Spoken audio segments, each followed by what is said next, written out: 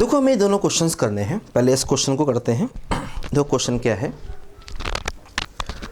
देखो दो events A और बी हैं। Probability of events A and B are this. मतलब देखो पी ए दिया गया है 0.25 और देखो पी बी दिया गया है 0.50। Probability of their simultaneously occurrence. Simultaneously occurrence का मतलब क्या हुआ, ए इंटरसेक्शन बी की प्रोबेबिलिटी कितनी है 0.14 है ना। दोनों के एक साथ होने की प्रोबेबिलिटी साइमल्टेनियसली अकरेंस। देखो find probability of neither A nor B, मतलब A complement intersection B complement चाहिए। ठीक है, देखो मैंने बताया था कि जैसे A complement intersection neither A nor B का मतलब है ना तो ए हैपन होगी और ना ही बी हैपन होगी। ए हैपन नहीं होगी मतलब ए कॉम्प्लीमेंट और बी हैपन नहीं होगी मतलब बी कॉम्प्लीमेंट। तो दोनों का इंटरसेक्शन हमको चाहिए है। ध्यान दो, इसको हम लिख सकते हैं ए यूनियन बी का होल कॉम्प्लीमेंट, ये मैंने बताया था आपको। ठीक है, और इसको लिखा जा सकता है 1 minus probability of A union B और है ना probability of A union B का होल कॉम्प्लीमेंट। ठीक है, यानी देखो ए यूनियन बी की प्रोबेबिलिटी मतलब probability of A plus probability of B minus probability of A intersection B. देखो क्या हो गया, probability of A 0.25 plus probability of B 0.50 minus 0.14। ठीक है, देखो ये क्या हो गया 1 माइनस, सिंप्लीफाई करना है, इसको सिंप्लीफाई कर लेंगे तो आंसर आ जाएगा है ना। इसको सिंप्लीफाई कर लेंगे तो क्वेश्चन का आंसर आ जाएगा। ठीक है, देखो इस क्वेश्चन को करते हैं। A card is drawn at random from 52 cards, find probability of getting a king और हार्ट और रेड। देखो मैंने बताया था आपको कि प्लेइंग कार्ड्स में क्या होता है, देखो 4 स्वीट्स होते हैं, हार्ट क्लब स्पेड डायमंड, है ना। 4 स्वीट्स होते हैं और देखो मैंने बताया था ऐसे करके कार्ड्स होते हैं।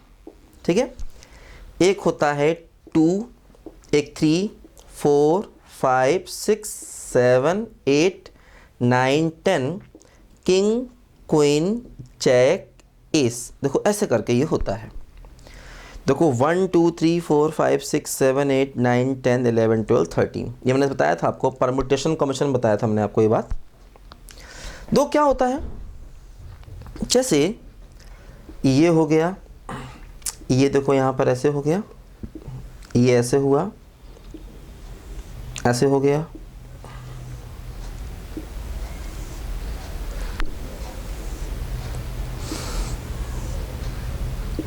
ठीक है। देखो ध्यान दो,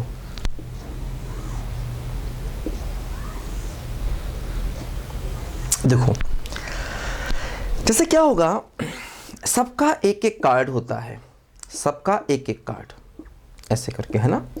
जितने भी हैं सबका एक एक कार्ड होता है। ध्यान दो, जैसे हार्ट का 13 कार्ड हो गए, देखो जिसमें से एक हार्ट का होगा 2 नंबर का होगा, हार्ट का होगा 3 नंबर का होगा, हार्ट का होगा 4 नंबर का होगा ना, हार्ट का होगा किंग होगा, हार्ट का होगा क्वीन होगा, हार्ट का होगा जैक होगा, हार्ट का होगा एस होगा। क्लब के भी 13 कार्ड्स हो गए, स्पेड के भी 13 और डायमंड के भी 13 कार्ड्स हो गए। ठीक है, हार्ट के 13, क्लब के 13, स्पेड के 13, डायमंड के 13, इनको 4 स्वीट्स कहते हैं ना। ये 4 स्वीट्स होते हैं, कौन कौन से, हार्ट क्लब स्पेड डायमंड, ये 4 स्वीट्स होते हैं। ठीक है, 4 स्वीट्स होते हैं ये। अब देखो सेकंड नंबर है, इसके 4 कार्ड हैं, थर्ड नंबर के भी 4 कार्ड हैं, सबके 4-4, जैसे किंग के भी 4 कार्ड हो गए, क्वीन के भी 4 हो गए, जैक के भी 4 हो गए और देखो एस के भी 4 कार्ड्स हो गए। ठीक है, ध्यान देना हार्ट वाले सारे कार्ड्स रेड होते हैं और डायमंड वाले भी सारे कार्ड्स रेड होते हैं। हार्ट के जितने कार्ड हैं ये सारे रेड होंगे और डायमंड के भी सारे कार्ड्स रेड होंगे। क्लब वाले कार्ड्स ब्लैक होते हैं और स्पेड वाले कार्ड्स भी ब्लैक होते हैं। मतलब हार्ट के कार्ड हो गए 26 सॉरी, रेड वाले कार्ड्स हो गए 26 और ब्लैक वाले कार्ड्स भी हो गए 26, ठीक है। हार्ट और डायमंड ये दोनों रेड होते हैं, क्लब और स्पेड दोनों के दोनों ब्लैक होते हैं, ठीक है। तो रेड वाले 26 कार्ड्स हैं और ब्लैक वाले भी, ध्यान देना, 26 कार्ड्स हैं, है ना। रेड वाले भी, देखो इसको मिटा दो यहाँ पर, फिर एक क्वेश्चन करते हैं। देखो ध्यान दो, ये प्लेइंग कार्ड्स का क्या कितने होते हैं ये सब दिमाग में हमको रखना है, क्योंकि इसके बहुत सारे क्वेश्चन देखो परमुटेशंस में भी आए थे और प्रोबेबिलिटी में भी देखो इसके बहुत सारे क्वेश्चंस यहाँ पर हमारे सामने आएंगे, ध्यान दो, ठीक है। देखो हार्ट और डायमंड, ठीक है, हार्ट एंड डायमंड, ये दोनों के दोनों जो कार्ड्स हैं ये रेड होते हैं, ध्यान देना, ठीक है। और क्लब और स्पेड ये दोनों ब्लैक होते हैं। तो रेड के 26 कार्ड्स हो गए और ब्लैक के भी देखो 26 कार्ड्स हो गए, ठीक है। अब देखो ध्यान दो बच्चों यहाँ पर कि हमें जो क्वेश्चन दिया है वो क्या है।